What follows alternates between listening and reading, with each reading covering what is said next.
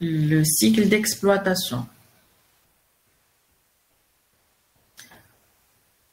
J'aimerais bien vous écouter. Je ne sais pas. Est-ce que c'est moi qui bloque vos micros ou quoi? Je ne sais pas.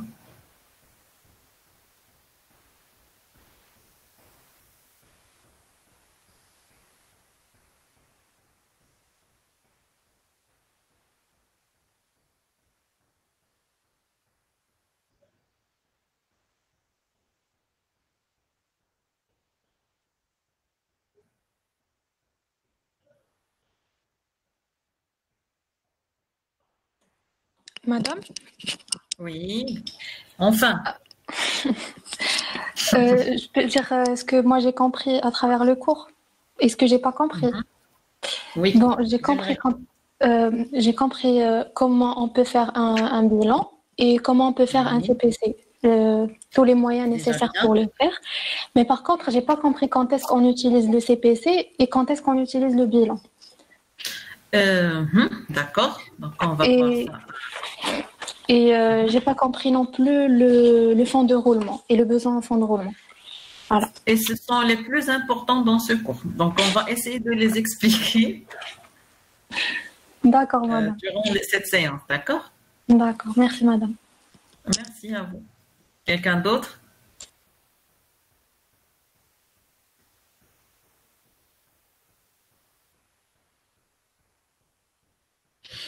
Je crois que je vais démarrer la séance. D'accord? Donc, comme j'ai dit aujourd'hui, nous allons voir le cours sur la comptabilité générale et nous allons essayer de détailler les états de synthèse, surtout le bilan et les CPC, parce que ce sont les plus importants dans la comptabilité générale. L'objectif de ce cours de comptabilité, normalement dans ces deux composantes, comptabilité générale et comptabilité analytique, mais cette année, vu les conditions, vu la situation, donc pour des raisons purement pédagogiques, nous sommes mis d'accord. Il fallait réduire le cours. Donc, concernant ma partie, j'ai éliminer la comptabilité analytique. D'accord? Donc, nous allons voir uniquement la comptabilité générale. Mais comme j'ai dit, l'objet du cours de comptabilité est de permettre aux futurs pharmaciens que vous êtes, que nous sommes, de dialoguer efficacement avec les financiers, les comptables et les contrôleurs de gestion avec lesquels on sera tous peut-être très probablement en relation à un moment ou un autre, même si vos orientations professionnelles au départ ils étaient plus scientifiques et technologiques que économiques, d'accord? Mais le moment où vous allez exercer, que ce soit en pharmacie d'officine ou bien industrielle ou bien en pharmacie même hospitalière, vous serez amené à utiliser vraiment les outils de la gestion et la comptabilité n'y fait pas exception. Donc, dans ce cours, nous allons adopter le plan suivant, donc voir quelques généralités, détailler, comme j'ai dit, la notion du bilan et du CPC parce que ce sont les plus importantes, voir quelques notions sur l'organisation comptable et détailler les éléments essentiels de l'analyse de la situation financière de la pharmacie avant de conclure. Donc, comme j'ai dit, au début, ça va vous paraître étrange. Pourquoi un pharmacien, le pharmacien et la comptabilité? Pourquoi? Mais je vais vous dire qu'un pharmacien, je m'excuse parce qu'il y a des gens qui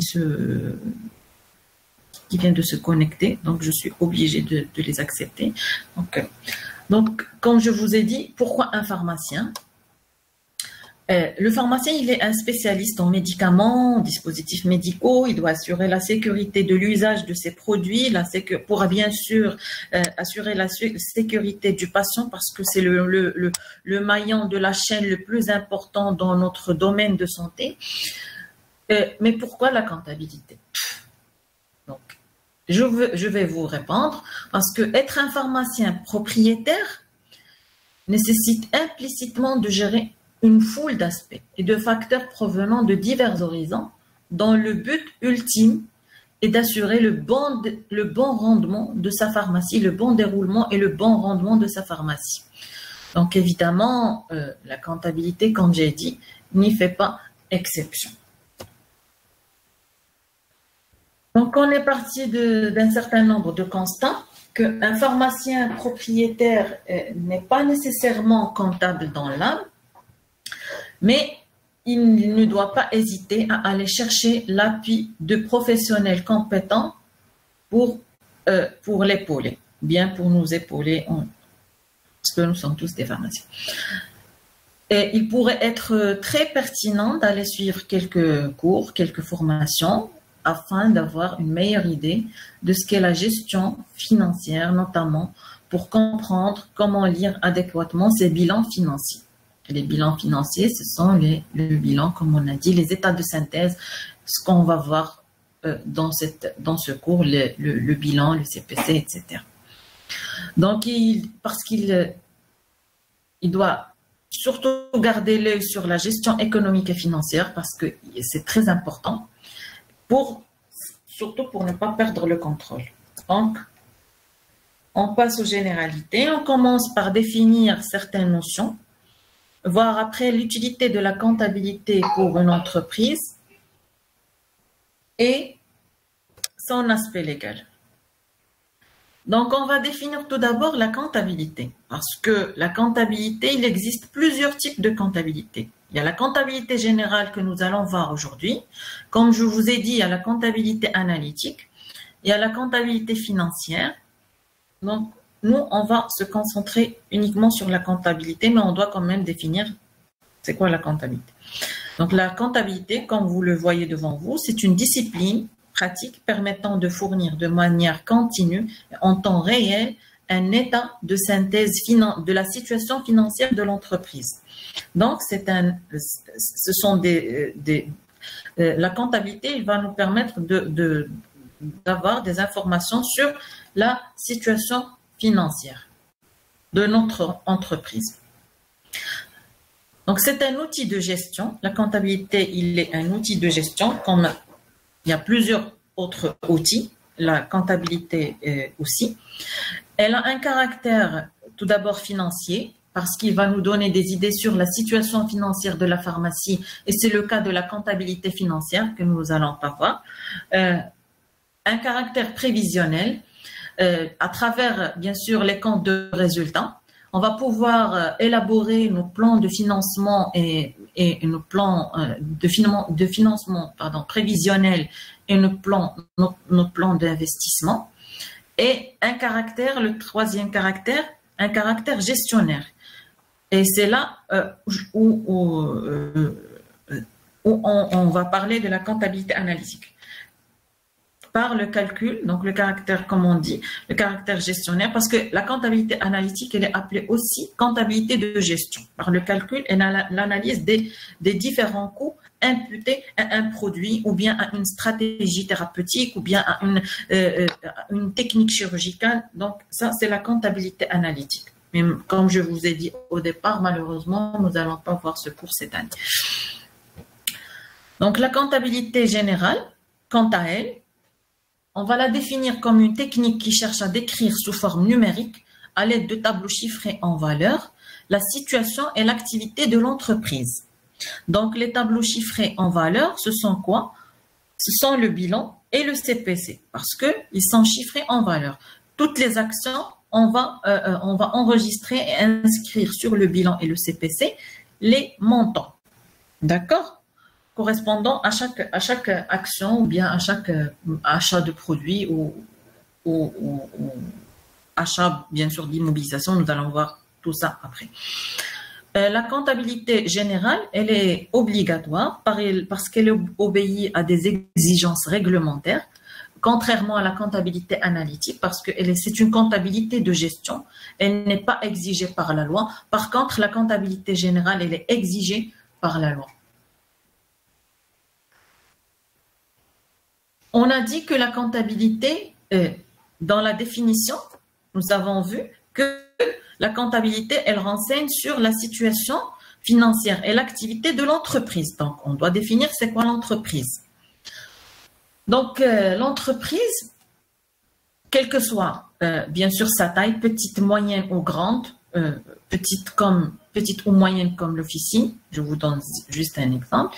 Grande entreprise, par exemple, les industries pharmaceutiques, je ne sais pas, les pharmacies hospitalières aussi, parce que comme j'exerce à l'hôpital militaire, pour moi, la pharmacie de l'hôpital, c'est une grande entreprise parce qu'on gère un budget énorme. Donc, on peut la classer aussi dans comme pharmacie, comme une grande entreprise. Ou bien, selon son activité commerciale, industrielle ou bien de service. Commercial, vous pouvez me dire quelle est la différence entre commercial, industriel ou bien de service?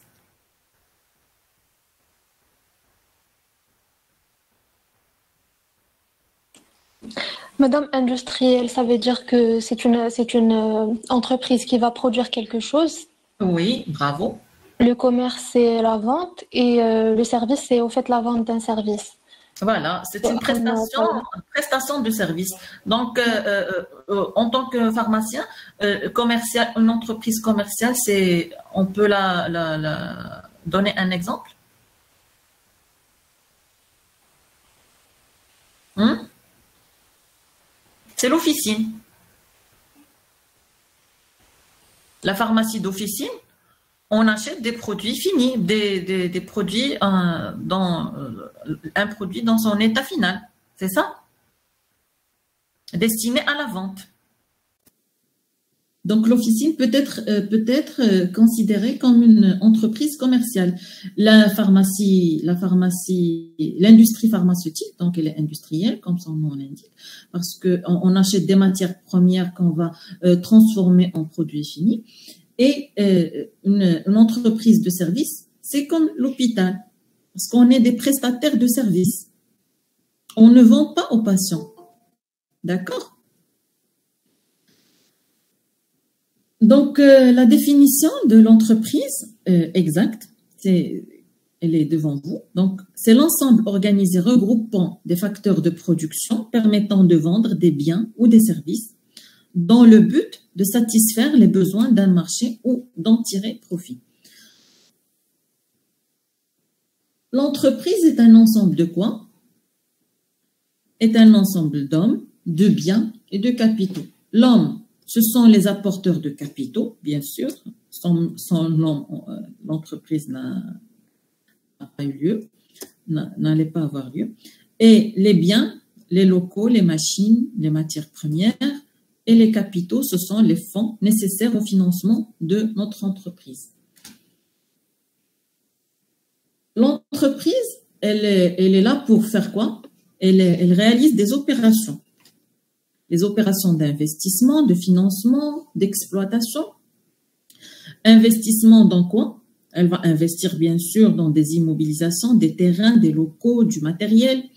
Et de financement, parce qu'on doit financer notre cycle d'exploitation, on doit avoir des fonds propres ou bien, le cas échéant, on va s'emprunter, donc des dettes de financement. Et la troisième opération, c'est l'exploitation.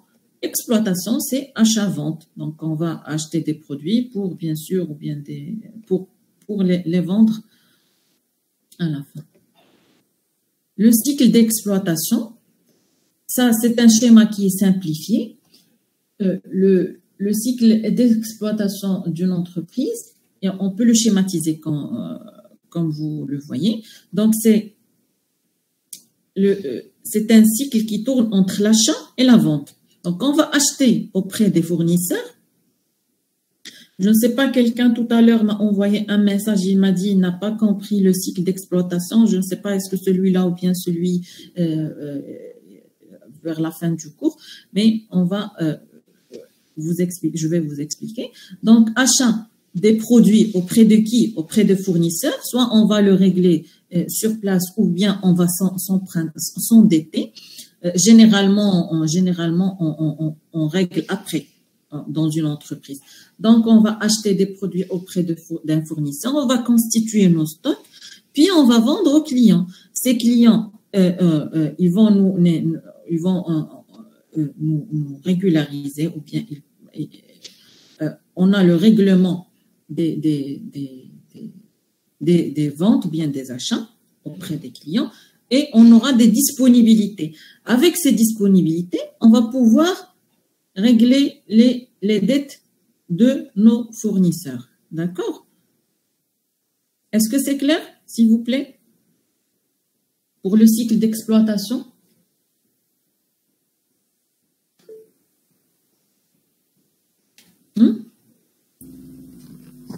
Oui, c'est clair. Donc, on passe.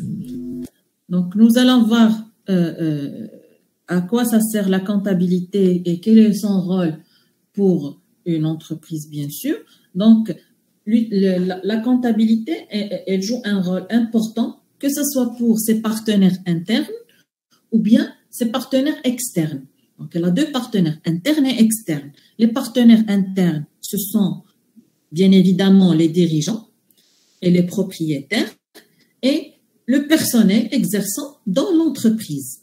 Donc, la comptabilité pour ces partenaires, c'est un instrument d'information, donc qui va permettre aux dirigeants et propriétaires, et même des fois au personnel, de prendre les bonnes décisions, de gérer leur entreprise, comme on a dit, d'élaborer les plans prévisionnels, et aussi c'est un élément de preuve vis-à-vis de l'État.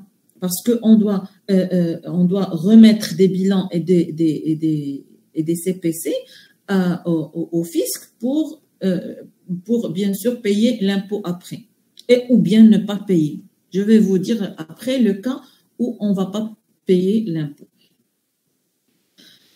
Aussi, c'est un instrument d'information qui informe sur la situation financière et le résultat de l'entreprise. Parce qu'on va faire cette comptabilité pour en fin de compte, avoir une idée sur le résultat de l'entreprise et bien sûr la situation financière ou bien l'état économique de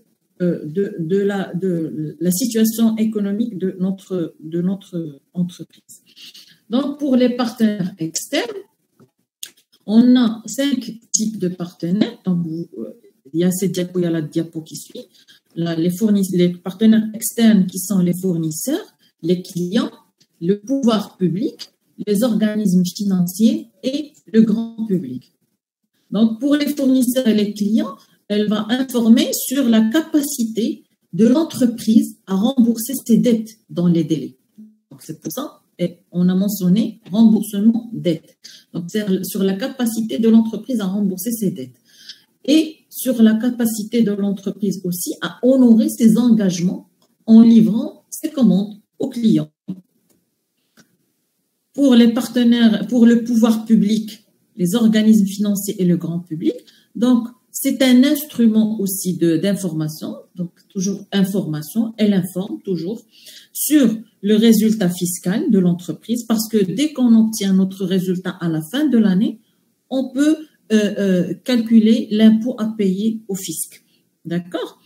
Et sur aussi la capacité de rembourser ses dettes auprès des organismes financiers comme les banques, généralement c'est les banques. D'accord? Et vis-à-vis du grand public, parce que aussi c'est un partenaire externe, parce que c'est le grand public qui achète les produits. C'est nos clients. Donc, ça informe aussi sur la contribution de l'entreprise dans l'économie locale et pourquoi pas nationale. Donc, comme on a dit, la comptabilité générale, contrairement à la comptabilité analytique, elle est exigée par la loi.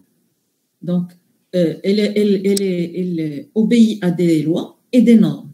Donc, on a la loi 998 relative aux obligations comptables du commerçant qui exige la tenue. Vous pouvez tenir des inventaires tournants tout au long de l'année, mais ce qui est exigé par la loi, c'est une fois par an. C'est pour ça, si vous allez chez je ne sais pas, des magasins, même à des pharmacies en fin d'année, on va vous dire que, désolé, on est en période d'inventaire. Parce qu'ils sont obligés de tenir l'inventaire vers la fin de l'exercice. Et bien sûr, l'établissement des états de synthèse. Donc, il y a plusieurs états de synthèse. Il y a le bilan et le CPC. Ce sont les plus importants qui vont nous donner une idée sur le résultat. Mais il y a d'autres états, mais qu'on ne va pas détailler. Ce ne sont pas très importants pour nous. Donc, il y a l'état de solde de gestion, les tableaux de financement et les états des informations complémentaires. Et on a dit que la loi, il obéit à des lois et des normes. Les normes, ce sont le Code général de normalisation comptable. Il y a un plan comptable marocain. Dans tous les pays, ils ont leur plan comptable qui va codifier. On ne va pas mentionner, par exemple, j'ai acheté un terrain ou bien j'ai acheté un matériel, un ordinateur. Je ne vais pas l'enregistrer n'importe où. Il y a une classe, une rubrique, un poste divisionnaire là où je dois enregistrer le montant de mon ordinateur que j'ai acheté pour ma pharmacie, par exemple. Nous allons voir ça après dans les postes de l'actif et du bilan. Donc, vous avez ici un tableau qui vous donne une idée sur l'objectif des états financiers, mais on va tenir compte des les deux premiers états financiers, le bilan et le CPC, comme j'insiste depuis le début du cours. Donc, le bilan, pour l'utilisateur, il donne une idée sur la situation financière et le CPC sur la performance financière. Mais tous les deux nous donnent nous donne une idée sur pas une idée, mais plutôt il nous permet d'avoir, de calculer notre résultat à la fin de l'année. Positif ou négatif, ça dépend de notre gestion tout au long de l'année. Donc, maintenant, nous allons passer comme j'ai dit, à la notion du bilan. Nous allons détailler le bilan, voir les composants du bilan et après le CPC. Donc, avant de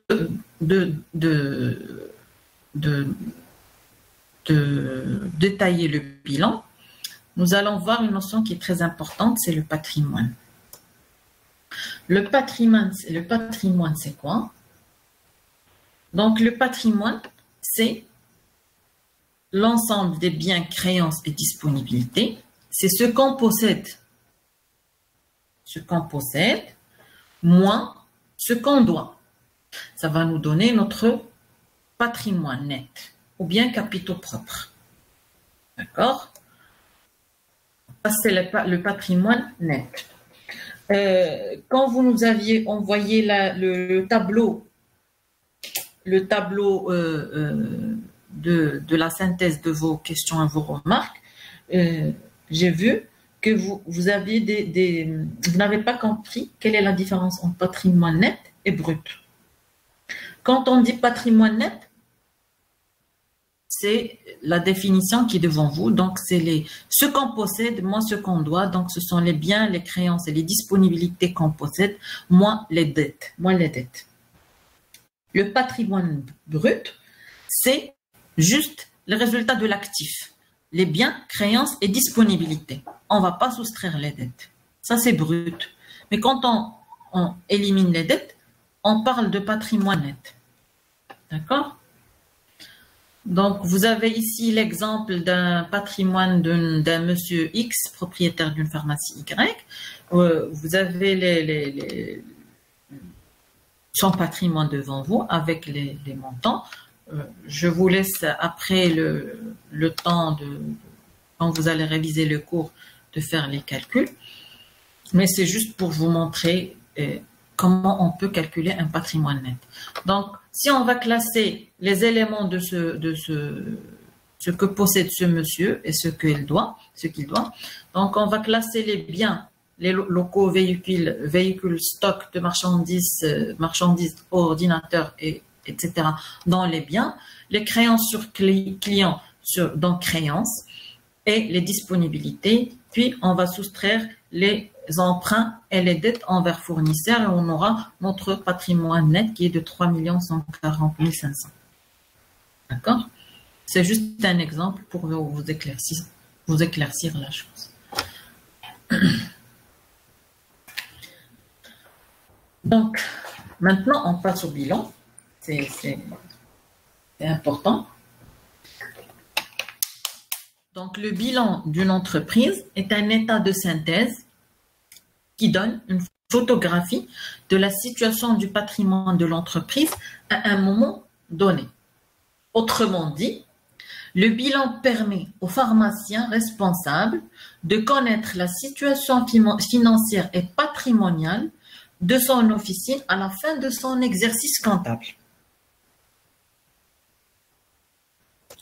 L'exercice comptable, il commence toujours le 1er janvier de l'année en cours, d'accord, et il se termine vers le 31/12. On doit clôturer notre exercice comptable, le 31/12 de la même année. Et on doit produire les états de synthèse de l'année N. Dans cet exemple, d'accord? Quand on parle d'un exercice comptable, c'est du 1er janvier au 31/12. Donc, le bilan il est composé, c'est une comparaison entre quoi? Entre un actif et un passif. L'actif, c'est l'ensemble des biens et des droits dont dispose une entreprise pour exercer son activité. Donc, on a les biens, les créances et les disponibilités. Le passif, contrairement, c'est l'ensemble des ressources propres ou bien les obligations d'une entreprise acquises dans le cadre du financement de son activité, les dettes, les emprunts auprès des banques ou bien des fournisseurs. Donc, dans l'actif, on va classer et inscrire tous les emplois des fonds, tous les emplois de l'entreprise X ou bien de notre pharmacie, si on donne l'exemple de la pharmacie d'officine, et dans le passif, nous allons inscrire tout ce qui est en relation avec les ressources ou l'origine des fonds. Vous avez ici la structure simplifiée du bilan, parce que dans le plan comptable, on n'a pas cette structure, il est très complexe avec des lignes et des lignes, mais on peut la simplifier comme ça. Donc l'actif, comme on a dit, l'emploi des fonds, il est composé de 3 classes: l'actif immobilisé, l'actif circulant hors trésorerie et la trésorerie active. Le passif, comme on a dit, c'est l'ensemble des ressources. Il est aussi composé de 3 classes: le financement permanent, le passif circulant hors trésorerie et la trésorerie passive. Comme on a dit, l'actif, c'est ce qui appartient à l'entreprise et le passif, c'est ce que doit l'entreprise. Un point très important, c'est que à la fin, il faut que l'actif soit égal au passif. Nous allons voir après un exemple qui va vous éclaircir les choses. Donc, l'actif, il faut qu'il soit égal au passif. Et la différence entre le passif et l'actif, c'est notre résultat. D'accord? Le résultat, comme j'ai dit, je le redis, il peut être positif ou négatif. Donc, on va détailler un peu les éléments du bilan, en commençant par les éléments de l'actif. Donc, l'actif, comme on a dit, l'actif immobilisé, il est aussi divisé en plusieurs sous-classes. On a les immobilisations en non-valeur, les immobilisations incorporelles, les immobilisations corporelles, les immobilisations financières et les amortissements des immobilisations. On a dit que l'actif, il représente les emplois. L'actif immobilisé, c'est là où on trouve les emplois qui ont une durée supérieure à 1 an. C'est pour ça qu'on l'appelle immobilisé. D'accord? Donc, vous pouvez me dire, vous pouvez m'expliquer à quoi correspondent les immobilisations en non-valeur?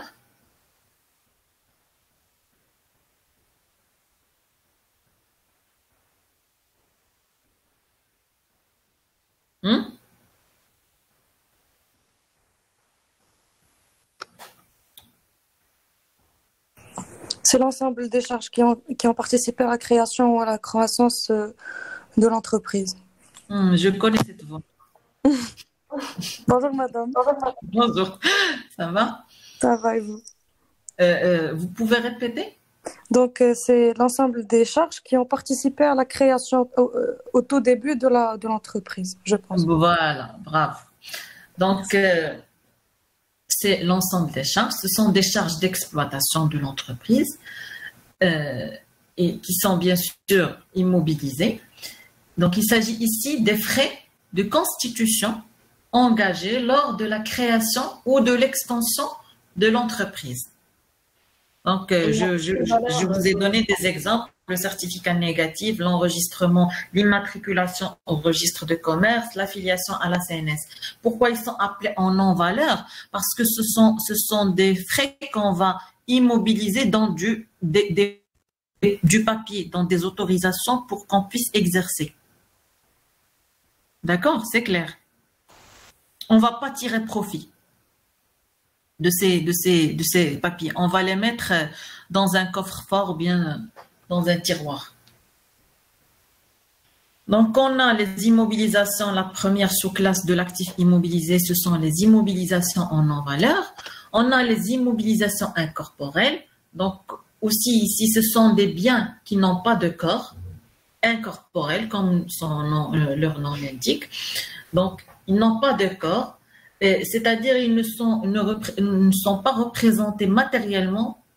Donc, on donne l'exemple du fonds commercial. Fonds commercial, ce ne sont pas les terrains. Vous connaissez quelle est la différence? Vous pouvez me définir un fonds commercial? Ou bien juste m'expliquer c'est quoi? C'est un bien meuble immobilier qui est composé d'éléments corporels et incorporels. Je suis désolée, non. Parce que déjà on inscrit le fonds commercial, il est inscrit dans les immobilisations incorporelles. Déjà corporel, on n'en parle pas. Donc, il est incorporel. Le fonds commercial, c'est pas le local. C'est pas ce qu'on possède, bien l'équipement, bien ce qu'on possède dans le... Il dépend de l'activité. Ça dépend de l'activité, oui. C'est la clientèle. C'est notre activité qui va constituer un fonds commercial, c'est ça? Oui. Oui. Donc, le fonds commercial, c'est quoi? C'est la valeur des éléments incorporels. Comme on a dit, il est déjà inscrit dans les immobilisations incorporelles. C'est la valeur des éléments incorporels tels que la clientèle versée lors du rachat d'une entreprise existante. Parce que quand on veut vendre un local, c'est pas comme si on veut vendre un fonds commercial, une clientèle qui fréquente déjà notre pharmacie. C'est pas comme si vous allez acheter un local et vous allez le transformer en pharmacie. Vous allez devoir attendre quelques années que la clientèle s'habitue de cette pharmacie du quartier ou bien je ne sais pas, d'un centre commercial. D'accord? Donc, par contre, si vous achetez une pharmacie déjà existante avec sa clientèle, c'est comme si vous achetez un fonds commercial, fonds de commerce. D'accord? Donc, ça, ce sont les immobilisations incorporelles. Les immobilisations corporelles sont claires et c'est tout ce qu'il y a. Il s'agit ici des biens qui ont un corps. Ils ont un corps, comme les terrains, d'accord? Donc, ce sont des biens qui ont un corps dont l'entreprise est propriétaire. Donc, on peut citer les comptes d'immobilisation corporelle comme les terrains, les constructions, les machines, le matériel bureautique, le matériel de transport. Il est corporel, donc on peut le toucher. C'est comme les bureaux, les ordinateurs, tout ce que vous avez dans votre entreprise et vous le touchez. Et les immobilisations financières. J'aimerais bien vous écouter. Est-ce que vous avez bien compris cette diapo? C'est quoi? Vous avez tout devant vous, mais j'aimerais bien que vous m'expliquiez. Donc, les immobilisations financières, ce sont quoi? Ce sont les actions et les obligations. Et quelle est la différence entre actions et obligations?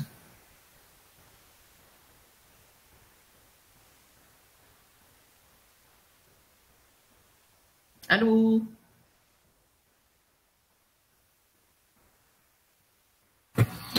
Madame, les actions, ce sont ce qu'on possède par exemple dans une société anonyme quand on est actionnaire, non? Oui, c'est ça.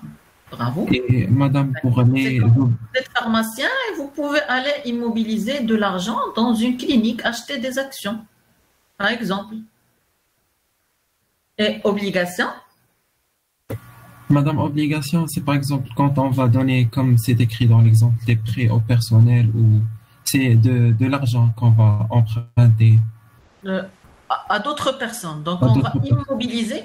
Donc, quand on dit immobilisation financière dans le compte de l'actif, c'est-à-dire on va immobiliser cette somme d'argent quelque part, que ce soit dans des actions qui sont des titres qui donnent droit de propriété à l'entreprise. Donc, vous êtes propriétaire d'un certain nombre d'actions dans une autre entreprise. Par exemple, pour nous pharmaciens ou bien professionnels de santé, vous pouvez acheter des actions dans des cliniques, par exemple. D'accord? Les obligations, c'est quoi? Donc, acheter une obligation, c'est quoi? Ça revient à prêter de l'argent à l'organisme ou bien à quelqu'un, comme on a dans l'exemple, prêt au personnel, donc qui a émis cette obligation pour financer sa dette ou pour investir. Donc, une obligation est donc un titre de créance. Il prouve que l'émetteur vous doit une certaine somme d'argent. D'accord? Donc, on va immobiliser de l'argent, que ce soit dans les actions ou bien dans les obligations. C'est clair pour tout le monde, j'espère?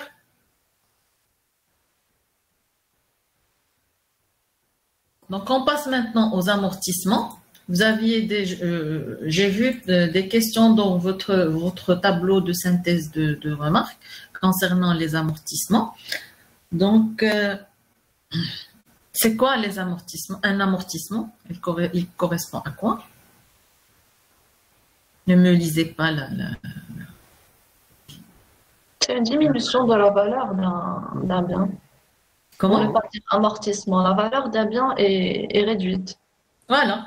C'est la dépréciation de la valeur d'un bien immobilisé ou encore la diminution de la valeur d'un bien dans le temps. Donc, après une certaine durée. Ce qui est amortissable dans notre entreprise, on a les amortissements des non-valeurs, des immobilisations incorporelles et des immobilisations corporelles. L'actif immobilisé, tous les éléments de l'actif immobilisé sont presque amortissables, sauf bien sûr les immobilisations financières. Donc, il faut noter quelques éléments très importants que pour qu'une immobilisation qu'un actif immobilisé soit amortissable, il doit avoir une durée de vie utile. Et la durée de vie utile, elle dépend de chaque actif. D'accord? Par exemple, euh, euh, donc on a dit que l'amortissement est pratiqué en fonction de la durée de vie utile de l'investissement. Donc je vous donne un exemple d'un matériel que j'ai acheté à 20 000 dirhams. D'accord? Je vous dis que sa durée de vie utile est de 5 ans. Le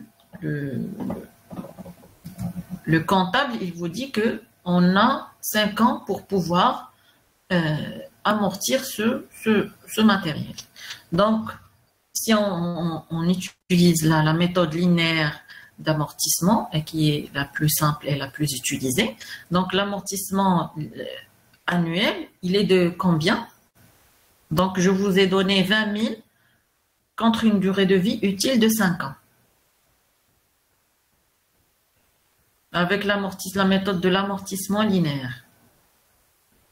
Donc, c'est 20 000 sur 5. Par 5. C'est 4 000 4 dirhams. 000 francs. Voilà, l'amortissement annuel, il est de 4 000 dirhams. Donc, seul cet amortissement s'imputera sur les résultats de l'exercice et non pas le montant global de l'investissement. Donc, après chaque annuité d'amortissement, la valeur nette comptable du matériel, elle sera comment? Sa valeur comptable, elle sera comment? Diminuer. Non, après 5 ans. Je vous ai dit qu'il a une durée de vie utile de 5 ans. Donc, Il sera nul. Il sera de 0. voilà. Ça va amortir. Elle sera nulle. Elle sera totalement amortie. Mais sur le plan comptable, c'est-à-dire, après 5 ans, on ne va plus le voir dans notre bilan. Mais on a toujours, par exemple, vous achetez un ordinateur. Après ça, il a une durée de vie utile. Le matériel bureautique, tout le matériel bureautique, il a une durée de vie utile. Parce que chaque équipement et même les terrains, ils ont une durée, pas les terrains, excusez-moi, les constructions, ils ont des durées de vie utiles de 20 à 50 ans. Donc, on a des tableaux qui nous donnent ces durées de vie. Donc, après 5 ans, on a toujours notre ordinateur qui est fonctionnel et opérationnel. Mais, sur le plan comptable, sa valeur sur le plan comptable est devenue nulle. C'est-à-dire, on peut acheter un autre ordinateur, on peut garder l'ancien, mais on est libre, d'accord?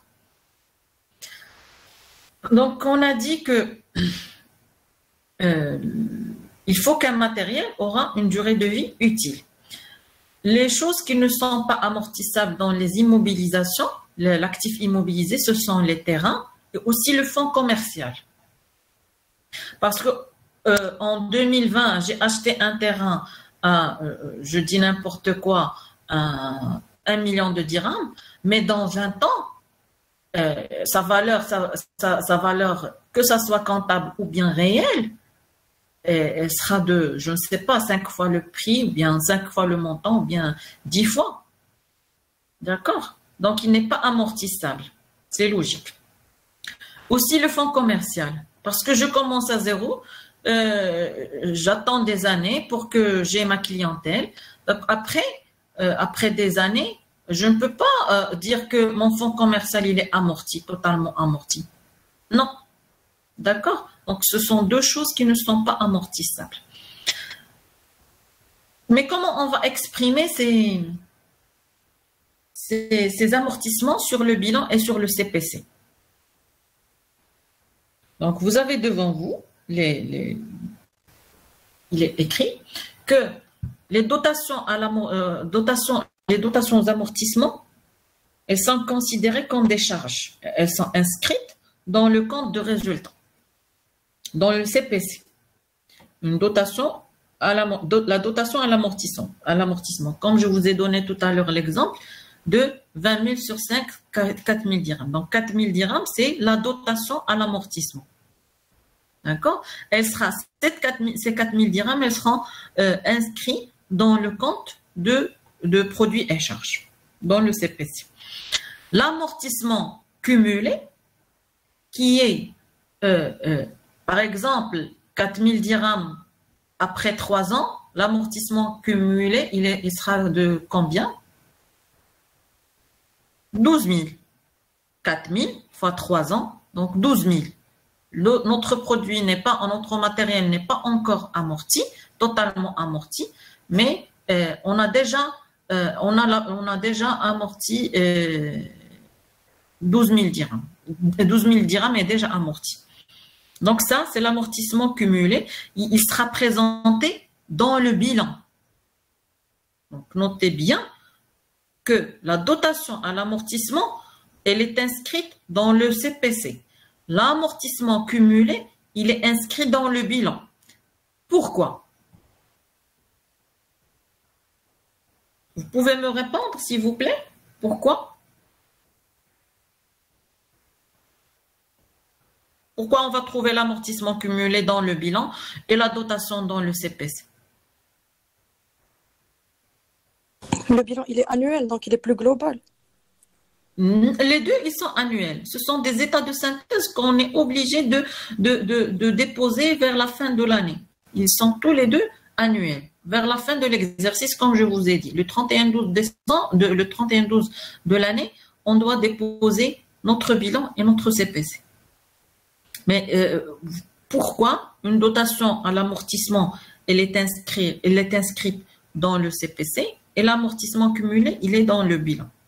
Je vais vous répondre. La dotation à l'amortissement, elle est considérée comme une charge. D'accord? Donc, toutes les charges, on va les inscrire dans le CPC. Elles seront inscrites dans le CPC. L'amortissement cumulé, il sera inscrit dans le bilan. On a dit, il y a une petite phrase devant vous qui dit en diminution du poste de l'actif. Qu'est-ce que ça veut dire? En diminution du poste de l'actif. On a déjà soustrait les charges. Non, les charges, non. Diminution du poste de l'actif. Madame, qu'on va le soustraire de l'actif du bilan. Tu es presque, tu t'approches de l'actif du bilan, c'est-à-dire comme je vous ai dit, hein? Oui. C'est parce qu'on l'a perdu. On n'a pas perdu. C'est un amortissement cumulé, c'est-à-dire. Madame, on va plus le considérer comme un actif. Non, il est considéré comme un actif. Il est inscrit d'ailleurs dans l'actif du bilan. Par contre, il est en diminution du poste de l'actif. D'accord, je vais vous dire pourquoi. Comme on a dotation à l'amortissement, elle est claire. Toujours 4 000 dirhams chaque année, c'est une charge. Pour nous, c'est une charge. Mais l'amortissement cumulé, c'est-à-dire, il est déjà passé 3 ans. Après 3 ans, j'ai 12 000 dirhams d'amortissement cumulé. Donc, je vais l'inscrire dans l'actif du bilan. Parce que dans le bilan, on doit toujours inscrire le montant on n'a pas le droit de, par exemple, comme je vous ai donné l'exemple de l'ordinateur, donc le matériel bureautique, ou bien un ordinateur que j'ai acheté en 2020, et que je vais amortir dans 5 ans, en 2025, durant ces 5 années, je dois inscrire le montant d'achat initial. Par exemple, je l'ai acheté à 5 000 dirhams. Donc, je dois mentionner 5 000 dirhams en 2020, 2021, 5 000, 2022, 5 000, etc. Et il y a une case où on peut inscrire les amortissements cumulés de ce même produit. Il y a une colonne à côté où je vais inscrire 5 000, mais à côté, donc dans la première année, c'est 0, l'amortissement cumulé. À côté de la deuxième année, 5 000, l'amortissement cumulé, c'est 1 000 dirhams. Troisième année, donc, et ainsi de suite, d'accord? Et automatiquement, quand on va faire le compte, on doit soustraire l'amortissement, la valeur de l'amortissement cumulé de celle du coût d'achat.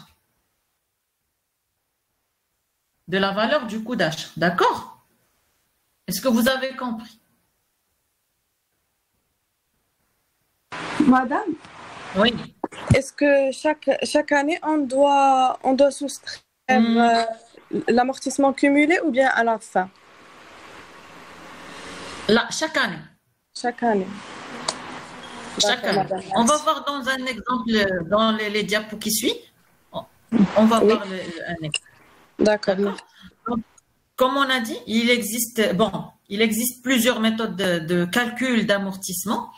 Il y a les méthodes, il y a l'amortissement, la méthode de calcul linéaire et la méthode dégressive. La méthode de calcul linéaire est la plus simple et la plus adoptée. Donc, c'est le montant réparti uniformément sur la durée de vie utile. Donc, comme on a dit, chaque année, le même montant d'amortissement est pris. C'est l'exemple que je vous ai donné. De 20 000 sur 5, 5 000 sur 5. Donc, c'est linéaire. Donc, c'est le coût d'acquisition sur le nombre sur la durée de vie utile.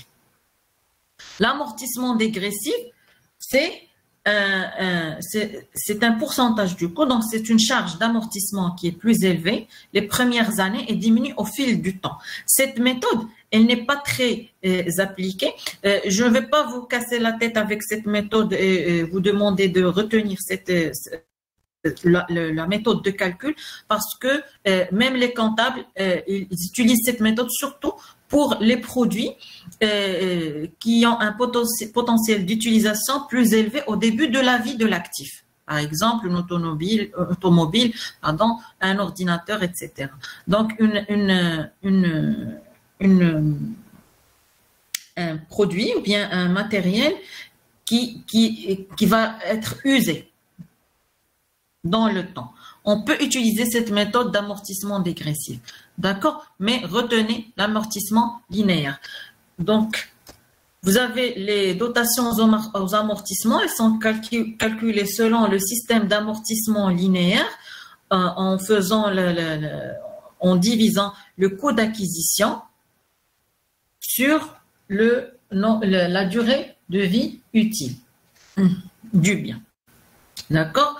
Et avec le système d'amortissement dégressif, c'est le coût d'acquisition moins l'amortissement cumulé fois le taux. Ce taux, il est offert, il est renseigné. Les comptables, ils ont pour chaque produit, pour chaque type de produit, ils ont des taux qui correspondent au matériel amortissable.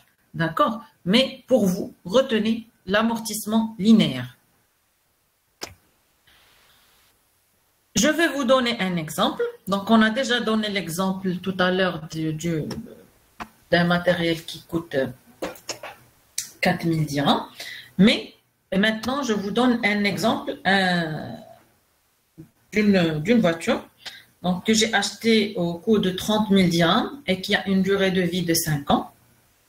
Elle a une valeur résiduelle de 5 000 dirhams à la fin des 5 ans. Donc, comment je peux calculer l'amortissement?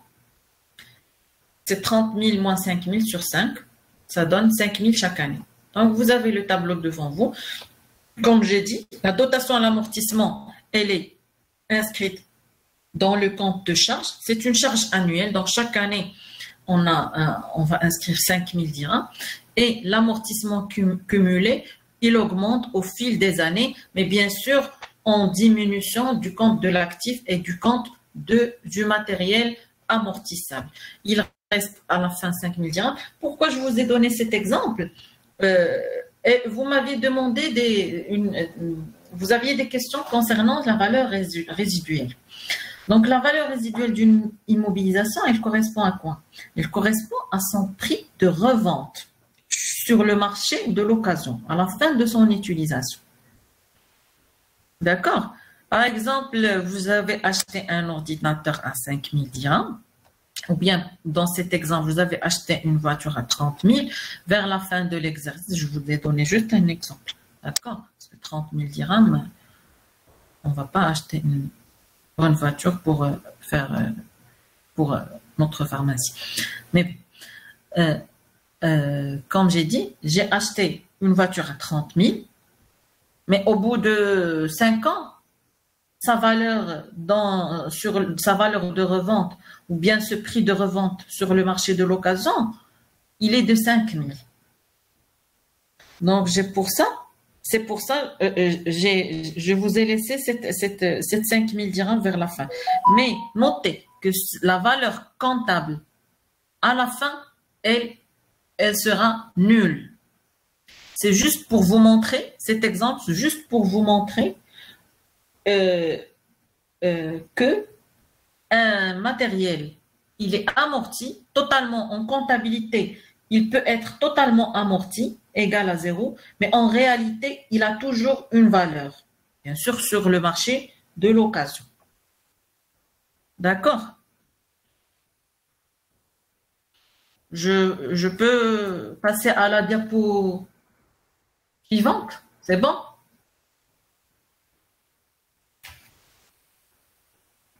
D'accord, donc je passe. Donc on a vu l'actif immobilisé. On est toujours dans l'actif. On va voir maintenant l'actif circulant hors trésorerie. C'est l'actif circulant, c'est quoi?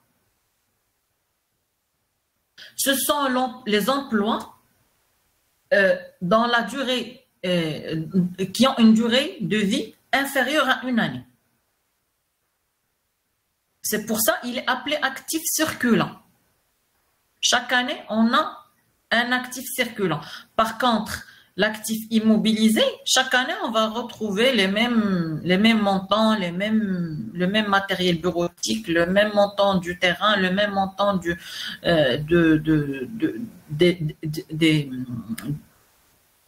ce qu'on a acheté avec bien sûr les amortissements. Mais l'actif circulant, c'est les emplois qui ont une durée de vie inférieure à une année. Donc on a quatre types. On a les stocks, les créances de l'actif circulant, les provisions pour dépréciation et les titres et valeurs de placement. Donc les stocks, ce sont les éléments intervenant dans le cycle d'exploitation de l'entreprise, telle la marchandise, les matières premières pour les entreprises industrielles, pour les produits en cours aussi, qui dit matières premières, produits en cours, produits intermédiaires et produits finis, c'est l'industrie. Les marchandises, ce sont les produits destinés à la vente. Ce sont des produits qu'on achète prêts à la vente, destinés à la vente. Donc, ce sont les stocks. D'accord? Les créances de l'actif circulant, c'est quoi une créance?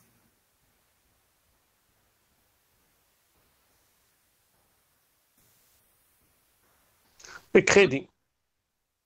Voilà, une créance, c'est les sommes dues à l'entreprise par ses différents débiteurs. C'est-à-dire, c'est une créance, le terme créance en français, c'est remboursement auprès de quelqu'un. Quelqu'un nous doit de l'argent. Non, pas nous doit. On doit de l'argent à quelqu'un. D'accord? Donc, ce sont les sommes dues à l'entreprise par ses différents débiteurs. Ces différents débiteurs sont les clients, le personnel, aussi l'État. D'accord? Donc, toute créance sera inscrite dans dans la sous-classe des créances de l'actif circulant. On a dans l'actif circulant aussi les titres et valeurs de placement. Ce sont aussi, on va retrouver encore les actions et les obligations, mais à ce moment-là, ce sont les titres acquis en vue de réaliser un gain rapide. Comme on a dit, ce sont dans l'actif circulant, la durée de vie, elle est la durée d'exploitation ou bien la durée d'emploi elle est inférieure à 1 an. D'accord? Je vais acheter une action, mais avant la fin de l'année, je vais la vendre. D'accord?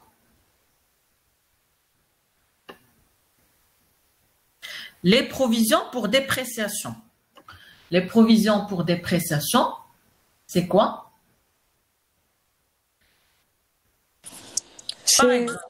Mhm. C'est Oui, ce qui, c'est ce qui nous permet de constater la perte de valeur d'un bien par différentes raisons, comme le vieillissement, la date de péremption ou bien voilà. l'abîmement.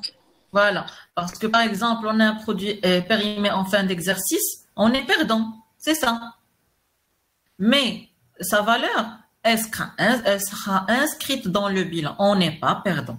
Même si, normalement, ça aurait été mieux de vendre et de gagner en marge. Mais au moins, on va inscrire cette perte dans la case des provisions, dans l'actif circulant.